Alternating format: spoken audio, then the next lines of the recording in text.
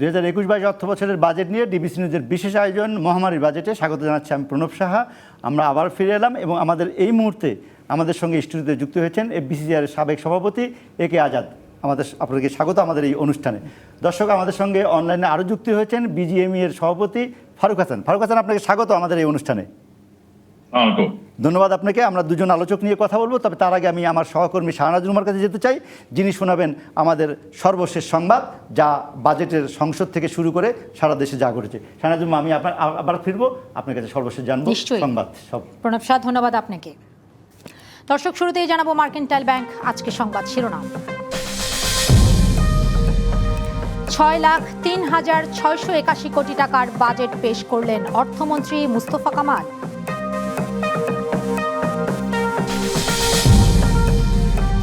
Corona মোকাবেলায় 10,000 কোটি টাকার থোক বরাদ্দ, টিকা সংগ্রহের উপর বিশেষ গুরুত্ব।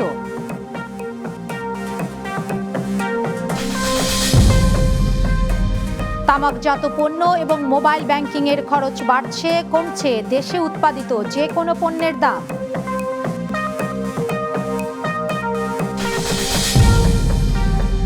করোনার মধ্যেও এবার বাড়েনি ব্যক্তি খাতের করমুক্ত আয় সীমা, কর্পোরেট কর কমেছে 2.5%।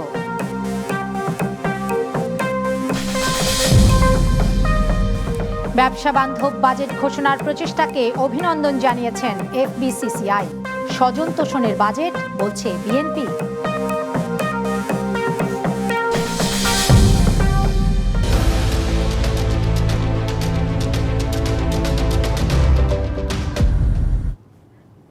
জানাচ্ছিলাম মার্কেন্টাইল ব্যাংক আজকে সংবাদ শিরোনাম, এবারে বিস্তারিত জানাবো, সাথে আছি শাহনাজ রুমা। করোনা মহামারী কালে প্রস্তাবিত বাজেটে জিডিপি প্রবৃদ্ধির লক্ষ্য 1% কমিয়ে নির্ধারণ করা হলো 7.2%। তবে বাড়ল মোট বাজেটের আকার। এবার 6,03,681 কোটি টাকার বাজেট প্রস্তাব করলেন অর্থমন্ত্রী আহম মুস্তফা কামাল। 2021-2022 অর্থ বছরের প্রস্তাবিত বাজেট এই মহান সংসদে উপস্থাপনের অনুমতি প্রার্থনা করছে। মহামারীর প্রথম ধাক্কার পর 2020-21 অর্থ বছরের বাজেটে উন্নয়ন দর্শনে মনোযোগ কমিয়ে অর্থনীতির ক্ষত সারানোর কাজে হাত দিয়েছিল সরকার। এমন অবস্থার মধ্যেই নতুন বাজেটে অর্থমন্ত্রীকে এবারে খুঁজতে হচ্ছে একই সঙ্গে জীবন ও জীবিকা বাঁচানোর কৌশল। 2021-22 অর্থ বছরে আমাদের বাজেটের আকার প্রাক্কলন করা হয়েছে 6,03,681 কোটি টাকা, যা আমাদের জিডিপির 17.5%। বিশাল ব্যয়ের মধ্যে সবচেয়ে বেশি খরচ হবে পরিচালন ব্যয় বাবদ। পরিচালন সহ অন্যান্য খাতে মোট 3,78,357 কোটি টাকা এবং বার্ষিক উন্নয়ন কর্মসূচিতে 2,25,324 কোটি টাকা। এনবিআরের লক্ষ্যমাত্রা বাড়ছে না 1 টাকাও। সংস্থাটিকে আদায় করতে হবে 3,30,000 কোটি টাকা। এনবিআরের বাইরের কর থেকে 16,000 কোটি টাকা পাওয়ার আশা করছেন অর্থমন্ত্রী। প্রস্তাবিত রাজস্ব আয় আগামী 2021-22 অর্থ বছরে মোট রাজস্ব আয় প্রাক্কলন করা হয়েছে 3,89,000 কোটি টাকা। এর মাঝে জাতীয় রাজস্ব বোর্ড উৎস হতে 3,30,000 কোটি টাকা এবং অন্যান্য উৎস হতে 59,000 কোটি টাকা সংগ্রহ করা হবে। আয় এবং ব্যয়ের বিশাল ফারাক থাকায় এবারই সর্বোচ্চ ঘাটতি থাকছে। বাজেট ঘাটতি ও অর্থায়ন। প্রস্তাবিত বাজেটে ঘাটতির পরিমাণ দাঁড়াবে 2,14,681 কোটি টাকা, যা আমাদের জিডিপির 6.2%। এই হার গত বাজেটে ছিল 6.1%। অভ্যন্তরীণ ও বৈদেশিক উৎস হতে এই ঘাটতি মেটানো হবে। বিদেশ থেকে 97,738 কোটি টাকার ধার নেওয়ার ইচ্ছা রয়েছে সরকারের। সেই সঙ্গে পরিকল্পনা আছে 32,000 কোটি টাকার সঞ্চয়পত্র বিক্রির। 2021 সংসদে উত্থাপিত হলো। AG Mahmud, DBC news, Dhaka. ব্যবসায়ীদের বহুদিনের দাবি কর্পোরেট কর কমানোর দাবি মেনে নিয়েছে সরকার। বাজেটে শেয়ার বাজারে তালিকাভুক্ত এবং তালিকার বাইরে উভয় ধরনের কোম্পানিরই কর হার কমেছে 2.5%। সুবিধা পাবেন এক ব্যক্তির কোম্পানি, ব্যক্তিগত ব্যবসা এবং নারী উদ্যোক্তারাও। হাসপাতালে বিনিয়োগ করলে মিলবে সুবিধা। তবে বেসরকারি উচ্চশিক্ষা প্রতিষ্ঠানের উপর 15% কর বসিয়েছেন অর্থমন্ত্রী। বাজেটে অতি ধনীরা সুবিধা পেলেও সাধারণ ব্যক্তির করমুক্ত আয়সীমা আগের জায়গাতেই আছে। 2021-22 অর্থ বছরের বাজেট উপস্থাপনাটি মোট 12টি অধ্যায়ের সমারোহে রচিত হয়েছে। মহামারীতে ব্যক্তির করমুক্ত আয়সীমায় হাত দেননি অর্থমন্ত্রী। শুধুমাত্র তৃতীয় লিঙ্গের করদাতাদের করমুক্ত আয়সীমা করা হয়েছে ৩.৫ লাখ টাকা। ১০% বা ১০০ জনের বেশি তৃতীয় লিঙ্গের ব্যক্তিদের চাকরি দিলেও মিলবে কর অব্যাহতি। তবে উক্ত কর্মচারীদের পরিশোধিত বেতনের ৭৫% বা প্রদেয় করের ৫%, যেটি কম তা নিয়োগকারীকে কর রেয়াত হিসেবে প্রদানের জন্য প্রয়োজনীয় বিধান সংযোজন। সম্পদ থেকে আয় না হলে কর দিতে হবে না, বিলোপ হয়ে যাচ্ছে ন্যূনতম সারচার্জও। অর্থমন্ত্রী বলছেন এতে মধ্যবিত্তের করভার কমবে খানিকটা। কোম্পানির কর হার কমিয়ে ব্যবসায়ীদের স্বস্তি দিয়েছেন অর্থমন্ত্রী। শেয়ার বাজারে তালিকাভুক্ত কোম্পানির কর হার ২.৫% কমিয়ে প্রস্তাব করা হয়েছে ২২.৫%। এছাড়া অতালিকাভুক্ত কোম্পানির কর হার ৩২.৫% থেকে কমিয়ে নির্ধারণ করা হয়েছে ৩০%। এক ব্যক্তির কোম্পানির কর প্রস্তাব করা হয়েছে ২৫%। এবং এক ব্যক্তি কোম্পানির কর্পোরেট কর হার পুনর্বিবেচনা। মেড ইন বাংলাদেশ ব্র্যান্ড প্রতিষ্ঠায় সরকার বদ্ধপরিকর। মেড ইন বাংলাদেশ ব্র্যান্ড প্রতিষ্ঠায় 3 হুইলার এবং 4 হুইলার অটোমোবাইল উৎপাদনকারী কোম্পানি পাচ্ছে 10 বছর মেয়াদী কর অব্যাহতি। হালকা প্রকৌশল শিল্পের পণ্যের উৎপাদনকারী কোম্পানিকে শর্ত সাপেক্ষে 10 বছর মেয়াদী কর অব্যাহতি প্রদান। আইটি ফ্রিল্যান্সিং সেবা থেকে আয়কে 2024 সাল পর্যন্ত কর অব্যাহতি দেওয়া হয়েছে। নারী উদ্যোক্তাদের ব্যবসার মোট টার্নওভার 70 লাখ পর্যন্ত করমুক্ত করার প্রস্তাব করা হয়েছে। নারী উদ্যোক্তাগণের ক্ষেত্রে এসএমই খাতে টার্নওভারের বিপরীতে কর প্রদানের ক্ষেত্রে বিশেষ সুবিধা প্রদান। উদ্যোক্তাদের আরও সুবিধা দিতে শিল্পের কাঁচামাল আমদানিতে আগাম কর 4% থেকে কমছে 1%। সিমেন্ট উৎপাদনে ব্যবহৃত কাঁচামাল আমদানির ক্ষেত্রে কর হার 3% থেকে 2% করা এবং একই সাথে সিমেন্ট, লৌহ এবং লৌহ জাতীয় পণ্য সরবরাহের বিপরীতে উৎস কর কর্তনের হার 3% হতে 2% করা। তবে বেসরকারি খাতের শিক্ষা উদ্যোক্তাদের গুনতে হবে বাড়তি কর। বেসরকারি বিশ্ববিদ্যালয়, মেডিকেল কলেজ ও ডেন্টাল কলেজ, বেসরকারি ইঞ্জিনিয়ারিং কলেজ ও তথ্য প্রযুক্তি কলেজকে আয়ের উপর দিতে হবে 15% কর। ইব্রাহিম পাঠান, ডিবিসি নিউজ, ঢাকা। বাজেটে বাড়তি কর এবং শুল্ক আরোপের কারণে এবার দাম বাড়ছে সব রকমের সিগারেট এবং বিড়ির। এছাড়া আমদানি করা ফিচার ফোনেরও দাম বাড়ছে। এবার দাম বাড়বে মাশরুম, আমদানি করা ছাগল এবং ভেড়ার মাংস, আমদানি করা গাজর ও শালগম এবং আমদানি করা বাদামের। এছাড়াও দাম বাড়বে আমদানি করা মিষ্টান্ন, সোডিয়াম ক্লোরাইড বিপি, আমদানি করা শিল্প লবণ, ডিসোডিয়াম সালফেট, হিমায়িত খাদ্য, আমদানি করা খনিজ তেলের। এদিকে বাজেটে পরিবেশ বান্ধব হাইব্রিড গাড়ির দাম কমবে, আর কমবে স্টেনলেস স্টিল, অপরিশোধিত এবং পরিশোধিত রাইস ব্রান তেল, গমের ভুসি, সূর্যমুখী বীজ, তুলা বীজ, প্রাণীজ তেল, সোডিয়াম পারকার্বনেট, পশু পাখির অ্যান্টিবায়োটিক ওষুধ, পশু পাখির হরমোন জাতীয় ওষুধ এবং উচ্চ প্রোটিন দানাদার উদ্ভিদের। আর দাম কমবে দেশে উৎপাদিত মোটরসাইকেল, ওয়াশিং মেশিন, দেশে সংযোজিত কম্পিউটার, দেশে উৎপাদিত এলপিডি সিলিন্ডার, দেশে উৎপাদিত খেলনা এবং সিমেন্টের। এছাড়াও স্বাস্থ্য সুরক্ষায় ব্যবহৃত পণ্য, Teflon tube, silicone tube, PVC ও পিভিডিসি ফিল্ম, সুই, ক্যানোলার হাবস এবং ক্যাপসের দাম কমবে।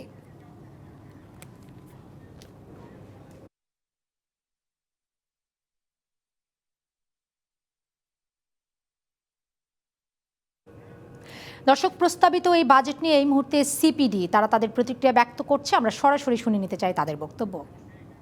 যে সেখানেও কিন্তু সামান্য কিছু বেড়েছে, কয়েকটা কিছু ভাতা বেড়েছে এবং কিছু আপনার বরাদ্দ বেড়েছে, বরাদ্দ ভাতার এবং বেশ কয়েকটি উপজেলা, দেশীয় উপজেলাতে বিভিন্ন ধরনের সামাজিক নিরাপত্তা কর্মসূচি বাড়ানো হবে।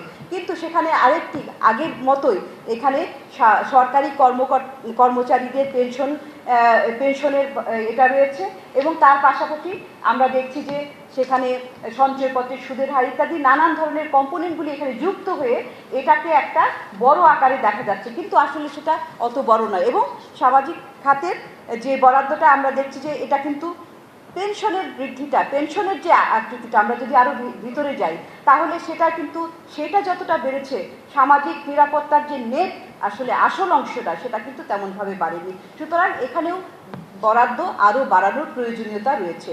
আমি এর বাইরে বিস্তারিত বলবো না, আরও অনেক কিছু রয়েছে।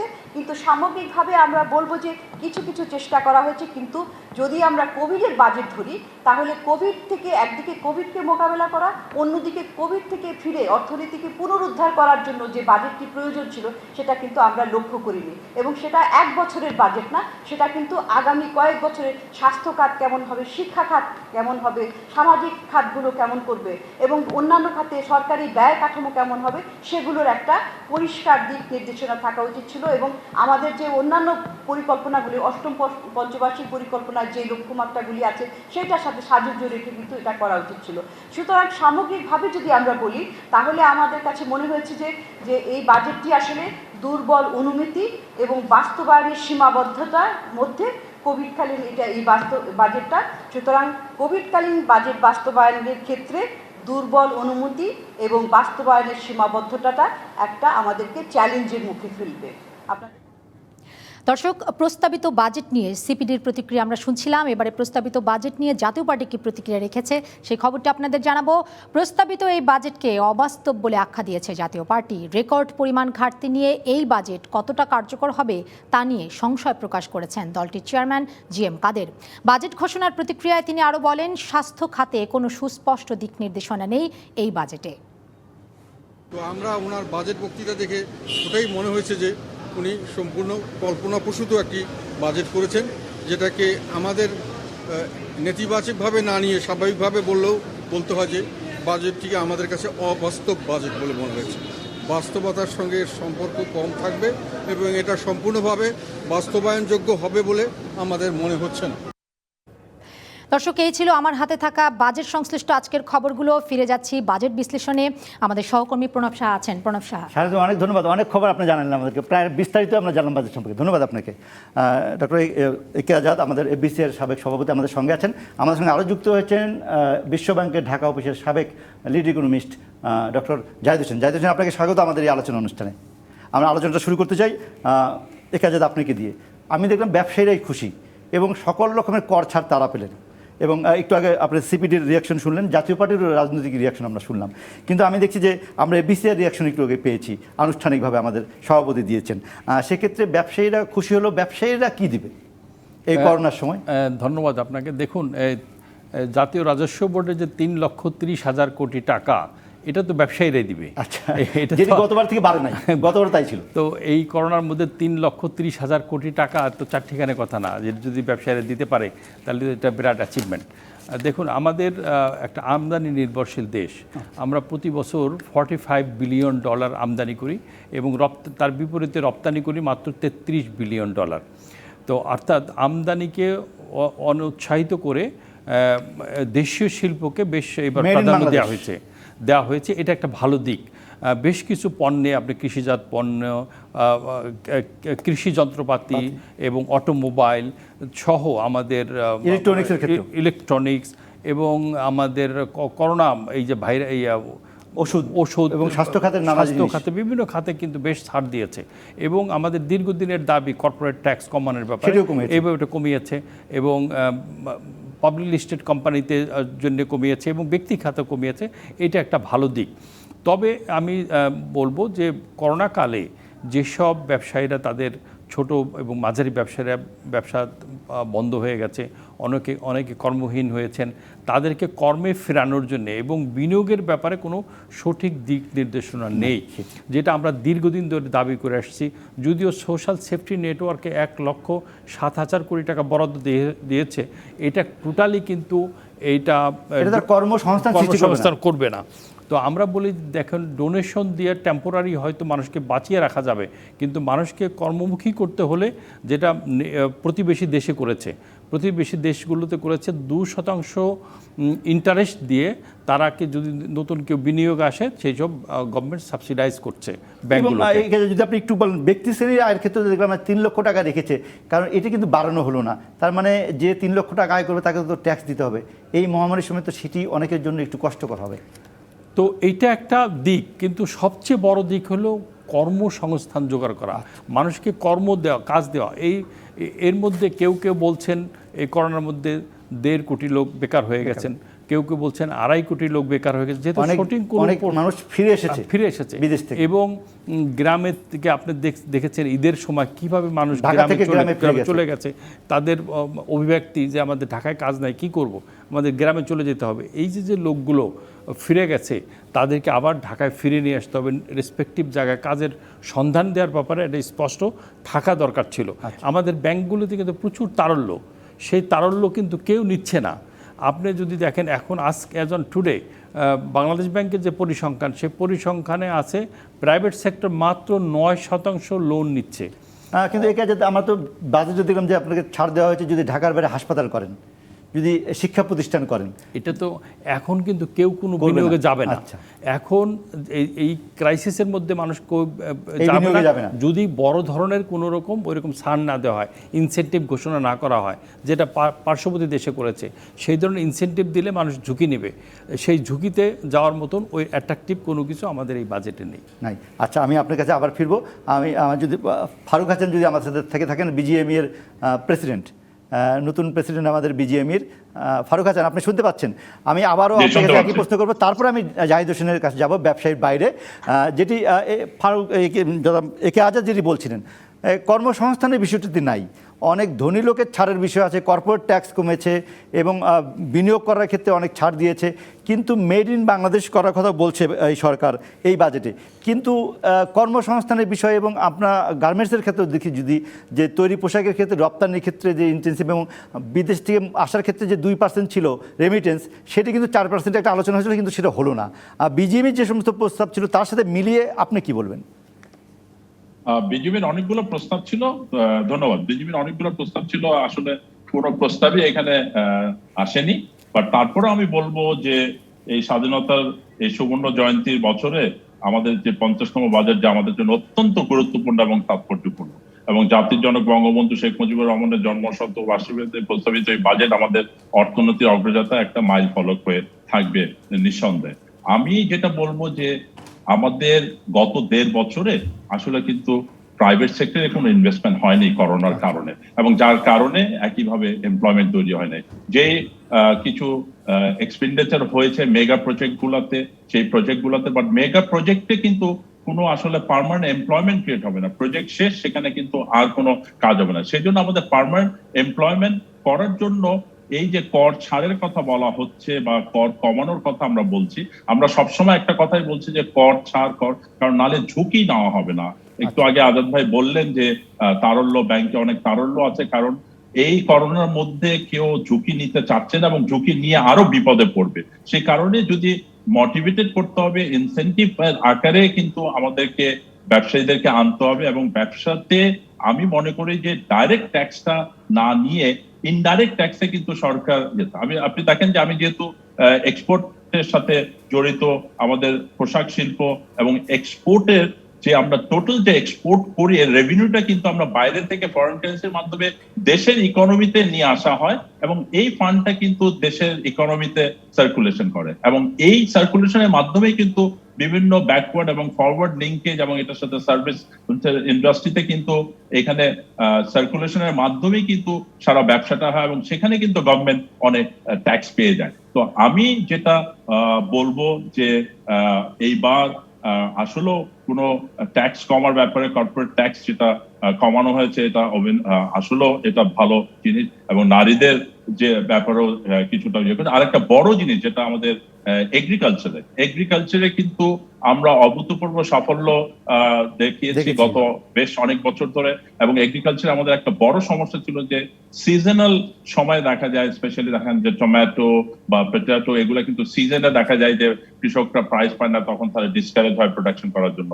তো এগ্রো প্রসেসিং ইন্ডাস্ট্রি করার ব্যাপারে যে এবার বাজেটে যে প্রস্তাব এসেছে, আমি বলবো যে এটা খুবই ভালো। এটাতে কনজিউমাররা আসলে সারা বছর তারা প্রোডাক্ট পাবে, একদিকে একটা প্রাইসের ব্যাপারে অ্যাডজাস্ট হবে, এবং বিদেশেও আমাদের রপ্তানি করার সুযোগ থাকবে।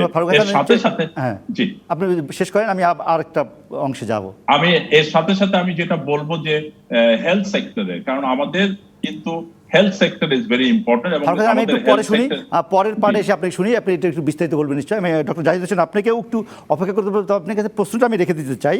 একটি হলো যে এই প্রথমবারের মতো আমরা দেখলাম যে আবার অনেকটা বিদেশি ঋণ অনুদান 97,000 কোটি টাকা আমাদের একটা টার্গেট বলা হয়েছে এবার বিদেশি অনুদান, এবং দেশে 32,000 এবং 76,000 মিলে 1,03,000 কোটি টাকার মতন হলো দেশীয় আয়, এবং বাকি 97,000 কোটি টাকা আমাদের বিদেশি অনুদান এবং ঋণের কথা একটা সম্ভাবনার কথা বলা হয়েছে।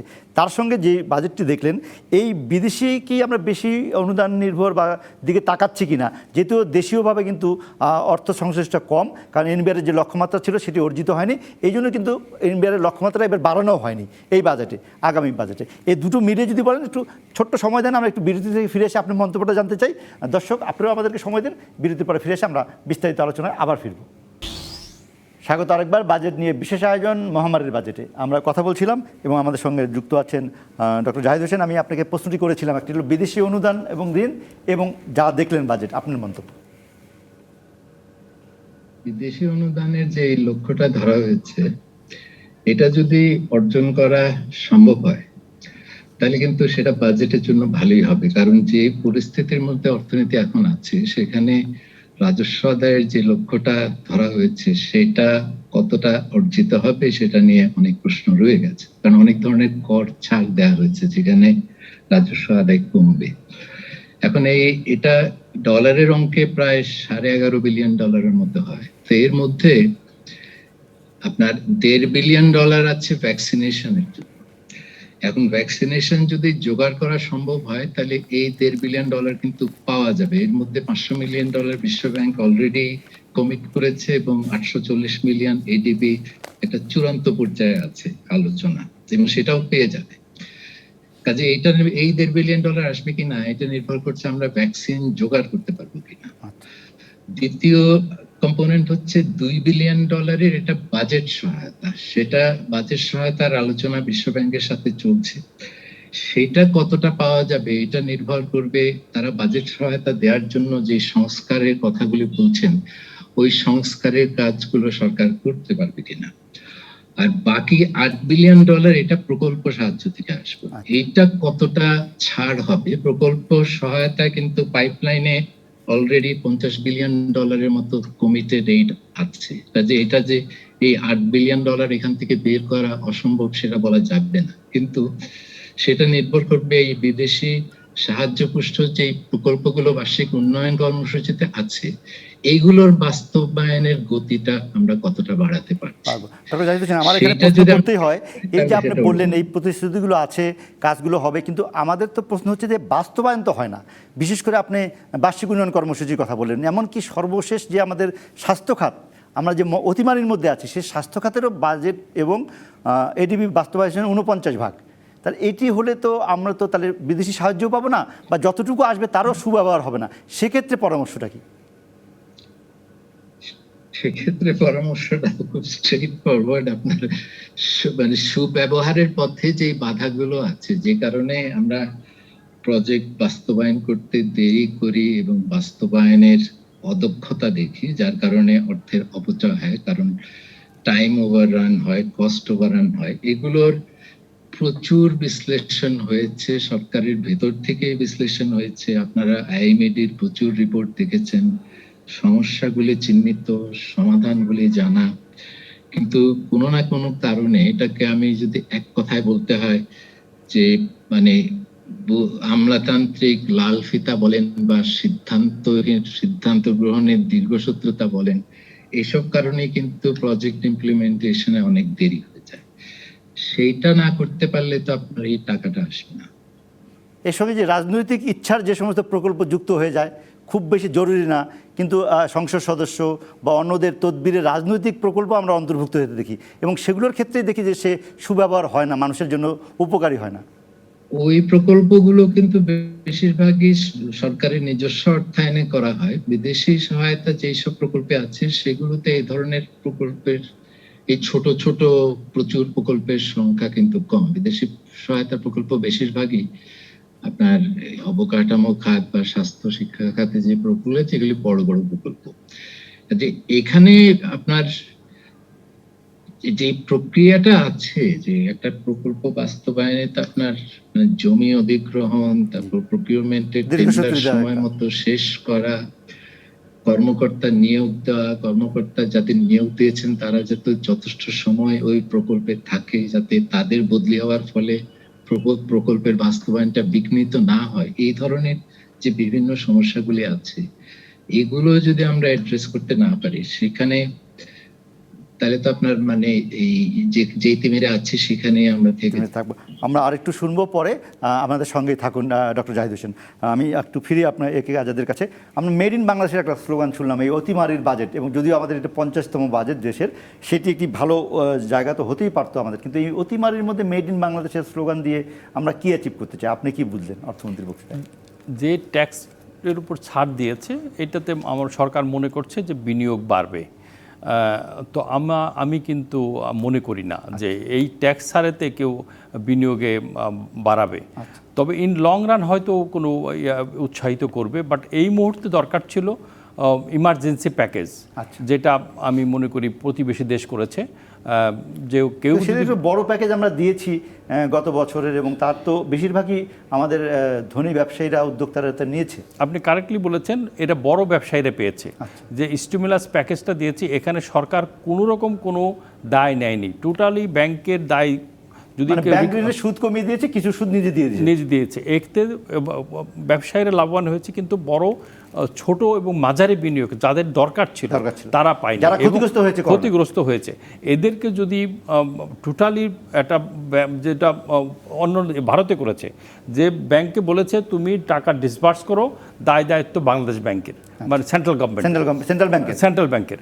এখানে বাংলাদেশ ব্যাংক কিন্তু তা বলেনি, আমাদের ব্যাংক বলেছে এটা দায়িত্ব তোমার। বরঞ্চ বাংলাদেশের সকল ব্যাংকের জন্য একটি গ্যারান্টি স্কিমও দেওয়া হয়েছে। এক্স্যাক্টলি। এবং একজন ব্যাংকের উদ্যোক্তা হিসেবে আপনার সাথে তাতে খুশি হয়েছেন? না, তাতে খুশি হইনি, কিন্তু যেসব লোক চাকরি হারিয়েছে তারা মানবেতর জীবনযাপন করছে, তারপরে আবার তারা কবে চাকরিতে ফিরে আসবে জানা নেই। তার যেসব প্রতিষ্ঠান বন্ধ হয়ে গেছে তারা আবার কবে ফ্যাক্টরি চালু করতে পারবে, বা বেসরকারি সেবার ক্ষেত্রে যে সমস্ত ব্যবসা প্রতিষ্ঠান যাদের থেকে কর্মী ছাঁটাই করতে হয়েছে, এবং আপনি সঠিকভাবে বলছেন তাদের অনেকে ঢাকার বাইরে প্রত্যন্ত এলাকায়, উপজেলা, জেলায় চলে গিয়েছে, তাদের জন্য তো তেমন কিছু দেখছি না। এক্স্যাক্টলি, ওইটাই আমি বলতে চেয়েছিলাম, তাদের যদি একটা প্যাকেজ করা হতো তাহলে কিন্তু আবার নতুন করে লোন নিয়ে তারা কারখানা চালু করতে পারতো। এবং নতুন বিনিয়োগ, মাননীয় প্রধানমন্ত্রী 100টি স্পেশাল ইকোনমিক জোন দিয়েছেন সারা বাংলাদেশে, এর মধ্যে 10টির কাজ শেষ হয়ে গেছে, এখনই সেখানে বিনিয়োগ করা দরকার। বিদেশিরা ওখানে বিনিয়োগ করতে আসবে না যতক্ষণ পর্যন্ত দেশীয় বিনিয়োগকারীরা ওখানে বিনিয়োগ না করবে। তাই সেই কারণে পরিস্থিতি আরেকটু উন্নত না হওয়া পর্যন্ত, সেই কারণে আমি মনে করি এটা জরুরি ভিত্তিতে একটা থোক বরাদ্দ দরকার ছিল এখানে, সেটা মাঝারি ক্ষুদ্র উদ্যোক্তাদের জন্য, সবার জন্য ইন জেনারেল। বিতরণের যে একটু আমরা দেখি, শুধু অনিয়ম না বললেও সীমাবদ্ধতা দেখি, আপনার কোনো সুপারিশ আছে এই সীমাবদ্ধতা কিভাবে অতিক্রম করে ক্ষুদ্র মাঝারি শিল্প উদ্যোক্তাদের কাছে যাওয়া যায়?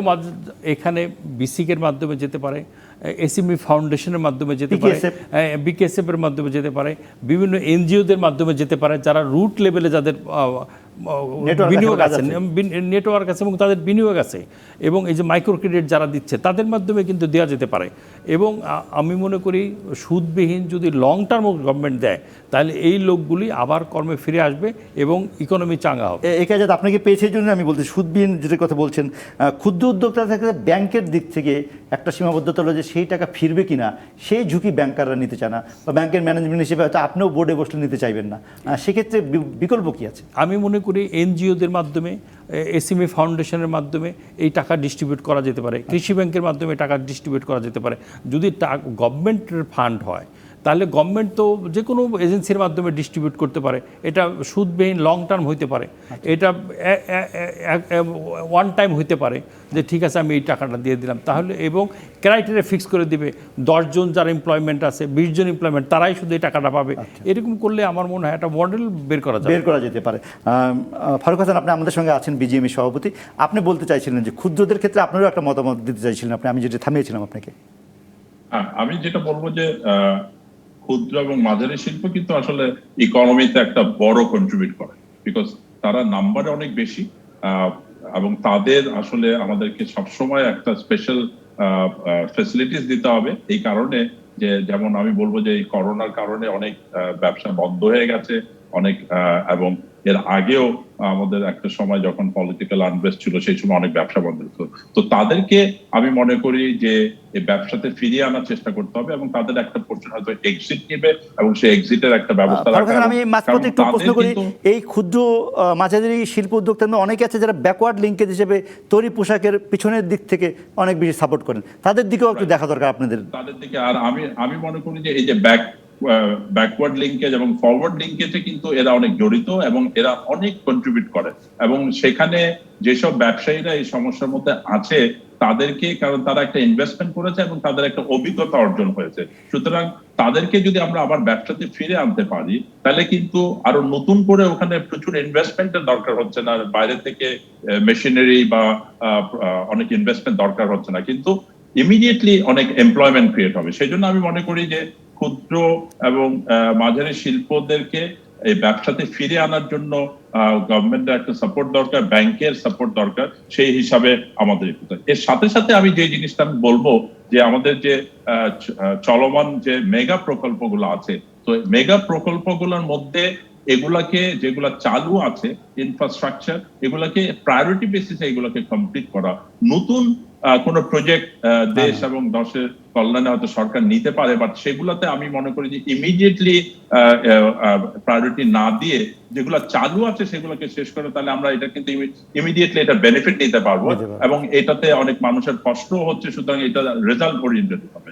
আমি আরেকটা জিনিসে যেটা আমি বলবো যে আমাদের কিন্তু এখনো ইজ অফ ডুইং বিজনেসে আমাদের 176 থেকে আমরা 168 এ এসেছি, আমরা অনেক পিছিয়ে আছি। সুতরাং আমাদের এই জায়গায় অনেক কিছু, আমাদের আমলাতান্ত্রিক এই যে জটিলতা, আমাদের যে কাজ করা এবং এই প্রসেস গুলাকে আমাদের ইমপ্রুভ করতে হবে। আমাদের বিভিন্ন ধরনের সার্ভিস যেগুলো আছে, সেটা কাস্টমস থেকে শুরু করে পোর্ট থেকে শুরু করে, এই সার্ভিস গুলো যদি ব্যবসায়ীদেরকে সুযোগ করে দেওয়া, তাহলে অনেক ক্ষেত্রেই কিন্তু আমাদের দেখা যায় যে আমাদের করের সুবিধা বা ইনসেনটিভের অনেক ক্ষেত্রে প্রয়োজন পড়বে না যদি আমাদেরকে কাজ করতে সহযোগিতা করা হয়। যে ওখানে পুলিশিং না করে অনেক ক্ষেত্রে দেখা যায় যে এক্সপোর্ট প্রমোশন ব্যুরো অনেক সময় এক্সপোর্ট কন্ট্রোল ব্যুরো হয়ে যায়। তো আমি মনে করি যে এইগুলো যদি আমাদেরকে একটু সহযোগিতা করা হয়, তাহলে এইখানে আমাদের যে সময় নষ্ট হয়, যে আন্ডারহ্যান্ড বা মিসলিয়াস ভাবে আমাদের একটা খরচ হয়, সেখানেও আমরা যদি একটা সেভিং করতে পারি, তাহলে কিন্তু বিজনেস আমরা কম্পিটিটিভ থাকতে পারি।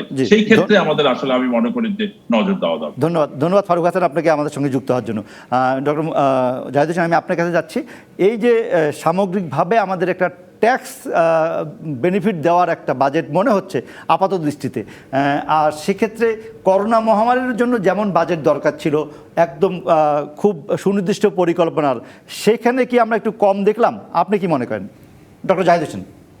আমার মনে হয় আমরা অনেক কম দেখেছি, যদিও বাজেট বক্তৃতার শিরোনাম কিন্তু প্রোটেক্টিং লাইফস এন্ড লাইভলিহুডস দেওয়া হয়েছে এবং বাজেট বক্তৃতার মধ্যে করোনা মোকাবেলা নিয়ে সরকার এই পর্যন্ত কি করেছে বিস্তারিত আলোচনা আছে, কিন্তু আগামীতে সরকার কি করবে এবং যেসব খাতের কথা আপনারা একটু আগে আলাপ করলেন আমার আজাদ ভাই এবং ফারুক হাসান সাহেবের সাথে, এগুলোতে ভবিষ্যতে কি হবে, বিশেষ করে আগামী অর্থ বছরে সরকার কি করবে, এটার কোনো সুনির্দিষ্ট কর্মসূচি আমরা দেখতে পাইনি। একটাই কর্মসূচি যেটা উল্লেখযোগ্য বলতে হবে, যেটা অবশ্য সরাসরি করোনার সম্পৃক্ত না, তবে করোনা কালে এটা কাজে দেবে, সেটা হলো এই যে বয়স্কদের ভাতা, যেটা আওতাটা বাড়ানো হয়েছে। আগে 112 উপজেলায় ছিল, এখন আরো 150 উপজেলায় এখানে যোগ করা হয়েছে, কিন্তু তাদের যে মাসিক ভাতা 500 টাকা ছিল ওটা কিন্তু 500 টাকায় রয়ে গেছে। কাজে এখানে আরো বরাদ্দ বেশি করা যেত এবং এই ধরনের আরো মানে ক্যাশ সাপোর্ট দরিদ্র পরিবারদের জন্য যে কর্মসূচিগুলি সরকার আগেই নিয়েছেন, এগুলি চালু কেন থাকছে না সেটা পরিষ্কার না। ধন্যবাদ আপনাকে ডক্টর জাহিদ হোসেন আপনাদের সঙ্গে যুক্ত হওয়ার জন্য, এবং ফারুক হাসান আপনাদের দুজনকে বিদায় দিচ্ছি। আমরা বিরতির পর ফিরে এসে আবারও একে আজাদের সাথে কথা বলবো এই বাজেট নিয়ে। স্বাগত আরও একবার বাজেট নিয়ে বিশেষ আলোচনা, মহামারী বাজেটে। একে আজাদ আপনি যদি শেষ করেন, 2 মিনিট সময় আমাদের হাতে আছে, যে এই বাজেট বাস্তবায়ন, যেটা আমরা সবসময় বলি বেসরকারি খাতের আমরা অনেক বাস্তবায়নের ক্ষেত্রে গতি দেখি, আপনারা যে সমস্ত উদ্যোগ নেন, কিন্তু সরকারের ক্ষেত্রে সেটা হয় না। আপনাদের অভিজ্ঞতা কী বলে এবং এই বাজেট বাস্তবায়নের ক্ষেত্রে আপনার পরামর্শ 1 মিনিট যদি শেষ করেন।